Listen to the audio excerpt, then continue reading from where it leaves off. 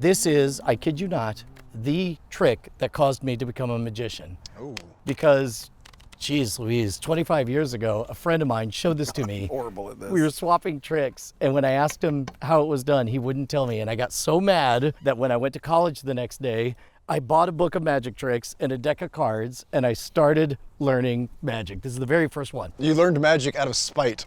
Yes. Here's the worst part. I'm still doing it out of spite. Gordon, I'm looking at you.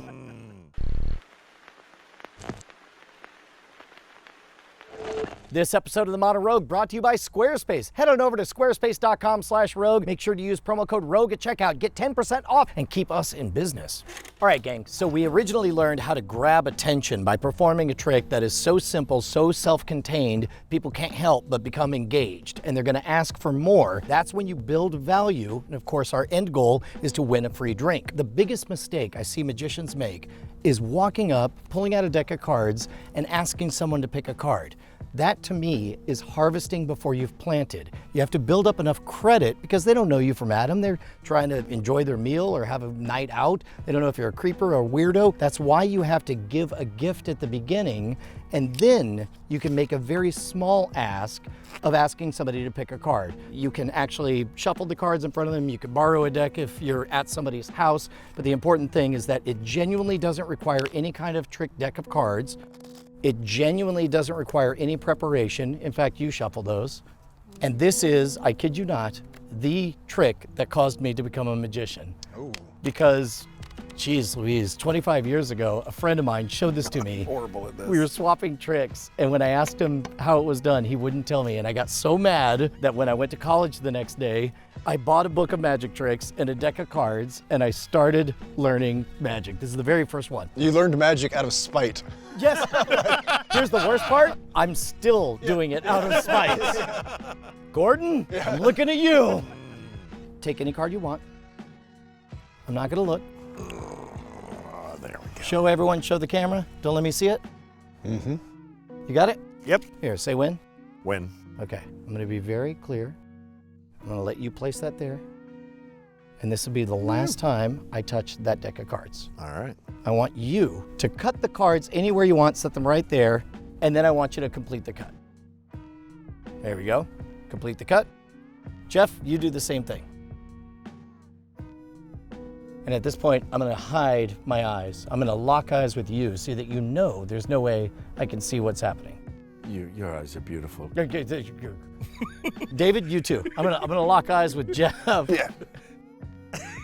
So things we know. Hypothetically, I borrowed the cards from you guys, so you know they're not marked or any kind of tricky deck. Doesn't even have to be a complete deck of cards. You pick the card, you cut the cards, everybody cut the cards. So maybe the three of us are in some secret, awesome card shark cabal, or maybe there's legitimately no way for me to know where your card is in the deck, right? Right. There are two ways to play this card trick. One is a closer that'll win you a free drink. That's what I'm gonna do first.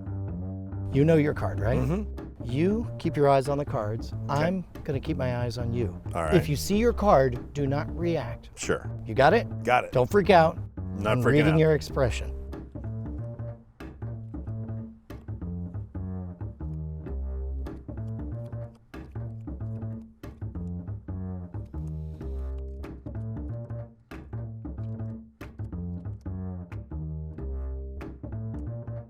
Brett, will you give me a beer if the next card I turn over is your card? I will give you a beer. Yeah? Yep.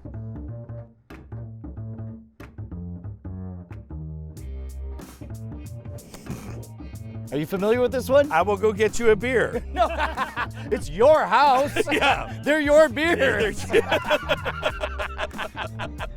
Let's go back in time and I'll show you an alternate presentation of that exact same moment, right? So let's say here's your card. We'll put everything back the way it was. Alternately, let's say I wasn't trying to get a free drink. Instead, what I would do is these are the cards as you put them together.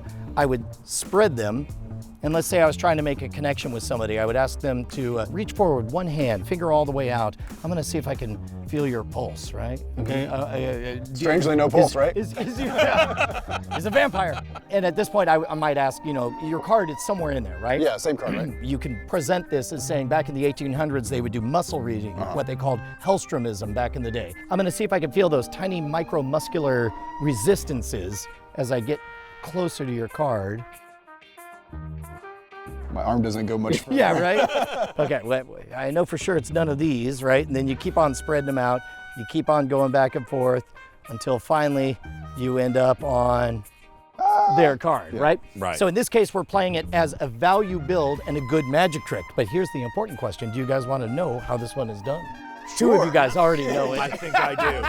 I think I do. Oh, do you? What's your theory? My theory is that when I was looking through the cards, I did a second take on the card. Oh, That's great. this Yeah. is wonderful. Yeah. That's total bull. Really? Because I thought I did a second take on the card, which I didn't on the other one. I mean, the mere fact that you know I'm a magician, that you know this is going to be a bar scam, Yeah. and the fact that even then you're thinking, oh, maybe there was some truth to the fact that he was looking at my reactions, that's the big lie that covers up the tiny lie. That's awesome. Yeah. So in this case, it is true. Totally random deck of cards, totally shuffled, doesn't have to be a complete deck. The only thing I know is that I noticed that the bottom card is the 9 of clubs. So in this case, your card is the 10 of spades. At this point, you could say cut the cards wherever you want to somebody else, place them down. I did something a little bit sneakier in that I riffled, and I kind of imply that wherever you say stop is where we're gonna stick the cards, but that's not the case. You did say stop, and I stopped right at the part that you said, but then I set down the cards, we place your card on that spot face down, and then I put my key card on top of it. So the whole time, all I know is that the key card is the one right before your card. The one thing is, no matter how many times you cut the cards, it does not change the order of the deck. Now that seems counterintuitive because it feels kind of like we're shuffling right now. We are not. Instead, picture the deck of cards in order as a circle. The only thing a cut does is change where the break in that circle is. So for example, let's say we cut in between the key card and your card. We cut between these two. Then the next time you cut the cards, you're just gonna put them Back on right top. back together. Got it. That's the thing most people don't realize. So all of that cutting feels extremely fair. You'll notice that I was careful in my language as well. I didn't say cut the cards because people may start doing this stuff, right? I don't want multiple cuts because that might actually change the order. Instead, I say cut the cards over and I wait until they've done it and I say now complete the cut. And only after I trusted you guys to actually follow instructions of cutting the card and then completing the cut did I trust myself to stop looking, and then everything worked. So now you have a decision. If you're feeling like you've provided enough value and entertainment and it's time to score that free beer, then what you could do is you could just run through the cards like we did, and the moment you see that key card, because the whole time I'm thinking 9 of clubs, 9 of clubs, 9 of clubs, 9 of clubs, the moment I see the 9 of clubs, I'm gonna kick it out just a little bit so that it remains visible. There we go, because I know the next card's gonna be yours, and I'm gonna keep on running as if I don't see your card right there. Yeah. If you're going one-on-one, then you have nothing to worry about. But if there's a group of people, sometimes people will lie and say that wasn't my card or whatever. So that's why when they select the card, you wanna make sure everyone sees it. So in this case, I know that's your card. I know I went past it. And then I very subtly lie without talking, saying, how much you wanna bet that the next card I turn over is gonna be your card? And of course, people are very confident because they see that I've obviously screwed up, at which point you take the bet and then I turn over your card. Here's the important question. Can you perform this for us? With a match in your mouth, sorry. All right, Brett. Normal set of cards, right? What's it? I don't know what I'm doing. Convincing. I don't know what I'm doing. I am You just convinced. walk up, you're like, hey, baby. Hey, right? So this is a normal set of cards, right? And everybody. Also, the moment that any magician says something obvious, that is code for it's a lie. You seem like an honest fellow. Yeah. Mistake number one. He literally just did the opposite of what I told him.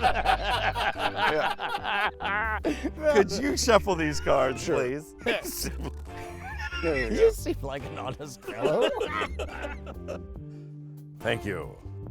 Okay. Pick a card. Yeah, I'll take this one right here. Thank you. Now, show it to everyone That's good, else. that's good. Make So sure that I'm we're not gonna seeing double it. check and make sure we're playing fair. Okay, got it? We're all confident with that? Yep. Well, then if you could cut the cards, please. And then you can touch it and kind of offer this to him. And then have somebody else, or you could do it yourself to complete the cut. Now, if you could cut the cards. I don't know why I'm saying it with a weird accent. And if you would, please cut the card. And why don't you do it as well, sir? It's 200 years of magic that's fueling this. And Complete the cut. There we go. And just because you seem like an honest fellow, you do the same, please. Yeah, thank you. Now, I have a question. There is a chance that they could cut out They could cut key card exactly Yeah. between the two. Well, no. They could separate the two, but then one of two things will happen. Either the next cut will bring them right back together in the exact same order. Okay. Or let's say by happenstance, I'm going to go ahead and cheat here. You cut the cards and that happened to be the very last cut. Then if you're doing this, you're going to be going through this. The very first card is going to be their card. Gotcha. And you're going to get all the way to the very end and you're going to realize you still haven't seen your key card. You're going to get to that last card and realize It's the It's the first right. one. Yeah. You're like, how much you want to bet that the next card I turn over is going to be your card. Now, because you've eliminated everything except for your key card, that's what you have in your hand. Therefore, their card must be the first one on the top of the deck, Yeah, right? that's So actually a really cool ending. How much would you bet that the next card I turn over? Well, because I'm an honest. $6 billion. One quarter. A quarter. And then that's when I go, and then flip to there. Yeah, Is looks that- good to me. Is that correct? Enjoy your, go get me a beer. Yeah. Gotta go. Look, man, deep inside your heart, you know you have an idea that can change the world. The only problem is you're bad. I mean, not you personally. You're bad at the technical details. You're bad at hardcore technology efforts. Look, man, you're an artist. Your heart belongs in the sky. Your ideas belong in the world.